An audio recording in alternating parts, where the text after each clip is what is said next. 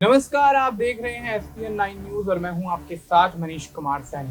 हरियाणा में चुनाव की तैयारियां तेज होती हुई नजर आ रही हैं। हरियाणा विधानसभा चुनाव में बीजेपी लगातार तीसरी बार सत्ता पाने के लिए जोरों शोरों से तैयारियों में जुटी हुई है। पार्टी ने मंगलवार को 21 उम्मीदवारों की लिस्ट जारी की है, जिसमें जाति समीकरण का अच्छी तरह से ख्याल रखा गया है।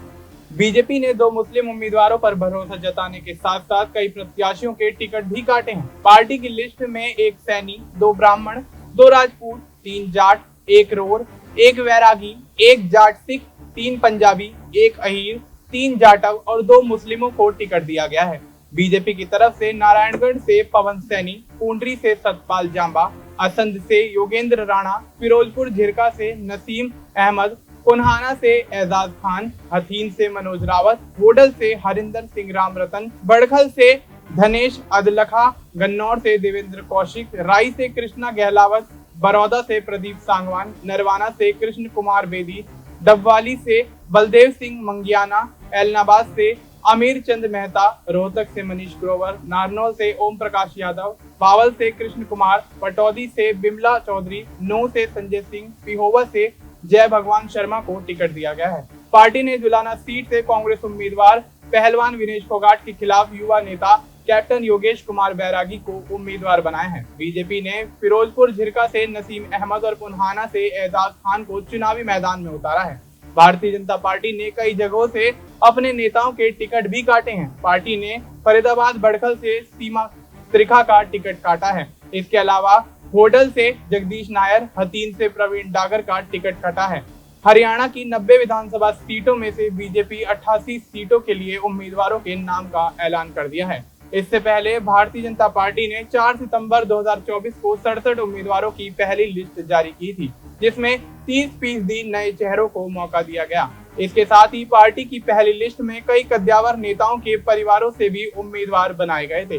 बीजेपी ने अपनी पहली लिस्ट में 13 नेताओं के टिकट काटे थे और दूसरे दलों से बीजेपी में शामिल होने वाले 9 नेताओं को अपना उम्मीदवार बनाया था। भारतीय जनता पार्टी ने हरियाणा की 2 सीटों पर मुस्लिम उम्मीदवारों को टिकट दिया है। फिरोजपुर झिरका सीट से नसीम अहमद और पुन्हाना से एजाज खान को उम्मीदवार बनाया गया है। फिरोजपुर झिरका सीट मेवात में आती है। मेवात के इलाके में मुस्लिम आबादी का ज्यादा प्रभाव है। ऐसे में इस सीट पर मुस्लिम कैंडिडेट ही जीतते रहे हैं। फिरोजपुर झिरका सीट पर बीजेपी खाता नहीं खोल सकी। इस सीट पर पहली बार 1967 में विधानसभा चुनाव हुआ। सबसे पहले कांग्रेस उम्मीदवार दीन मोहम्मद यहां से विजेता बने। पिछली बार के विधानसभा चुनाव में कांग्रेस के मामन खान इस सीट से जीत दर्ज करते हुए नजर आए थे। बीजेपी ने यहां पिछली बार भी मुस्लिम उम्मीदवार ही दिया था, लेकिन नसीम अहमद जीतने में कामयाब नहीं हो सके। नसीम अहमद INLD के टिकट पर 2009 और 2014 में 2 बार जीत दर्ज कर चुके हैं। इस बार फिर बीजेपी ने नसीम अहमद पर अपना भरोसा जताया है। 2019 विधानसभा चुनाव में फिरोजपुर झिरका विधानसभा पर कुल 2,08,910 वोटर थे। पुन्हाना सीट पर हुए अब तक के विधानसभा चुनाव में कांटे की टक्कर देखने को मिली है। पिछली बार कांग्रेस उम्मीदवार मोहम्मद इलियास विजेता बने थे। गौर करने वाली बात यह है कि उन्होंने महज 816 वोटों के अंतर से जीत हासिल की थी। मोहम्मद इलियास को 35,092 वोट मिले थे। वहीं निर्दलीय उम्मीदवार रहीशा खान 34,276 वोटों के साथ दूसरे स्थान पर थी। इस सीट पर जीत हार का अंतर कम ही रहता है। इस सीट पर भी बीजेपी का अभी तक खाता नहीं खुल सका है। 2019 में इस सीट पर 17,23,398 वोटर थे। 2009 में इस सीट पर INLD के मोहम्मद इलियास जीते। 2014 में रहीशा खान निर्दलीय जीती। 2019 में मोहम्मद इलियास कांग्रेस के टिकट पर फिर विजेता बने। आपको यहाँ ये बता दें कि बीजेपी ने मंगलवार को उम्मीदवारों की अपनी लिस्ट जारी की है। दूसरी लिस्ट में 21 सीटों पर ऐलान किया गया है। पहली लिस्ट में 67 उम्मीदवार थे। कुल 90 में से 88 सीटों पर बीजेपी अपने उम्मीदवार चुनावी मैदान में उतार चुकी है। हरियाणा विधानसभा चुनाव को लेकर बीजेपी ने दूसरी लिस्ट जारी कर दी है। इस लिस्ट में पार्टी ने 21 कैंडिडेट्स के नाम का ऐलान किया है। वहीं इस लिस्ट के कई नाम ऐसे भी हैं जिनको इस बार पार्टी ने टिकट नहीं दिया है।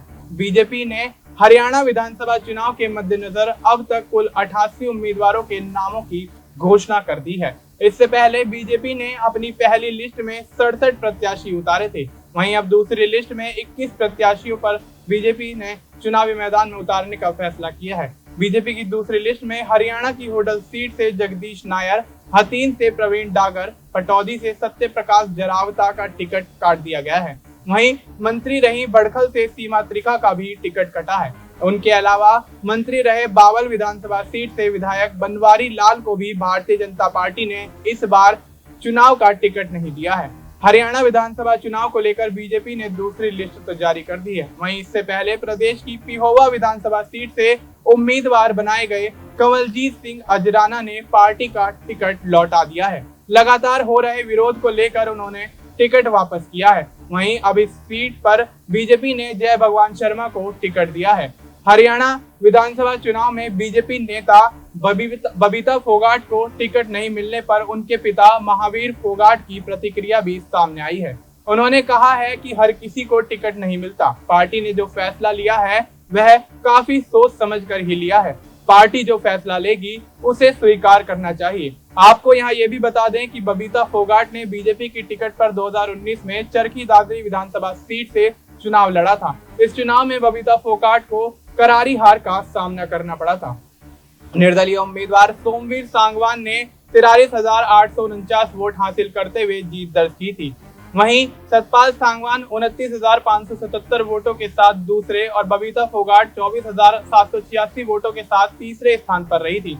इस बार बीजेपी ने बबीता फोगाट का टिकट काट दिया है। बीजेपी ने पूर्व सहकारिता मंत्री और दादरी से 2 बार के विधायक रह चुके सतपाल सांगवान के बेटे सुनील सांगवान को टिकट दिया है। सुनील सांगवान जेल अधीक्षक के पद से इस्तीफा देकर अपना पहला चुनाव लड़ रहे हैं। आपको बता दें कि महावीर फोगाट विनेश फोगाट के ताऊ हैं।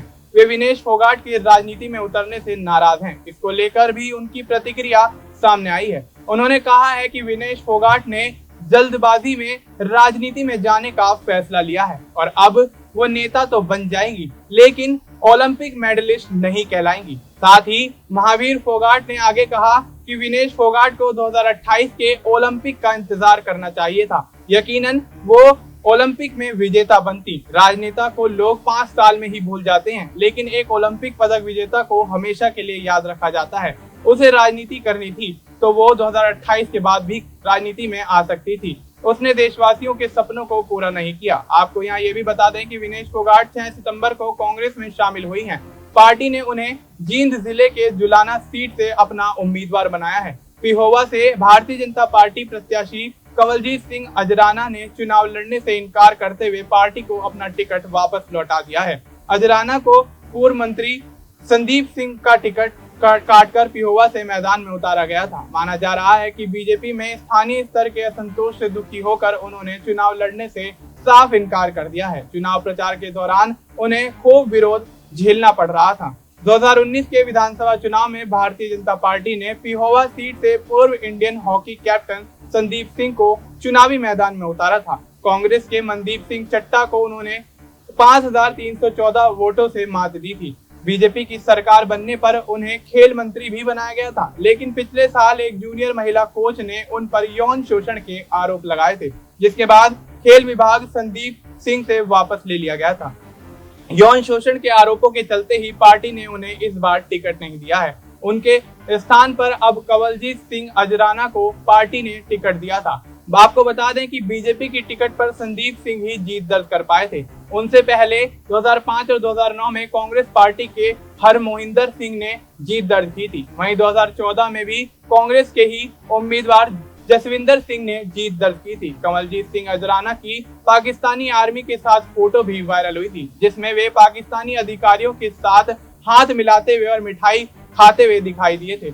इसके अलावा आर्मी जवानों के साथ भी फोटो खिंचवा रहे थे, जिसको लेकर लोग उनका विरोध कर रहे थे। कंवलजीत सिंह ने हरियाणा के पार्टी अध्यक्ष को पत्र लिखा, जिसमें कहा गया कि पिहोवा विधानसभा सीट से टिकट देकर पार्टी ने जो सम्मान प्रदान किया है, मैं उसके लिए पार्टी का तहे दिल से आभारी हूं।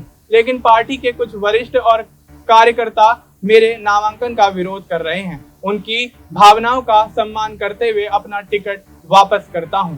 अब देखना दिलचस्प होगा जिस तरह से टिकट बंटवारे को लेकर भारतीय जनता पार्टी तमाम फेरबदल करती हुई नजर आती है, तो क्या इस रणनीति के माध्यम से आगामी विधानसभा चुनाव में भारतीय जनता पार्टी को बड़ी जीत मिलती हुई नजर आएगी या फिर कांग्रेस द्वारा उन्हें झटका दिया जाएगा। फिलहाल आपको इस मुद्दे पर क्या कुछ लगता है, आप अपनी राय हमें कमेंट करके बता सकते हैं। बाकी देश और दुनिया से जुड़ी तमाम जानकारी के लिए आप देखते रहिए SPN9।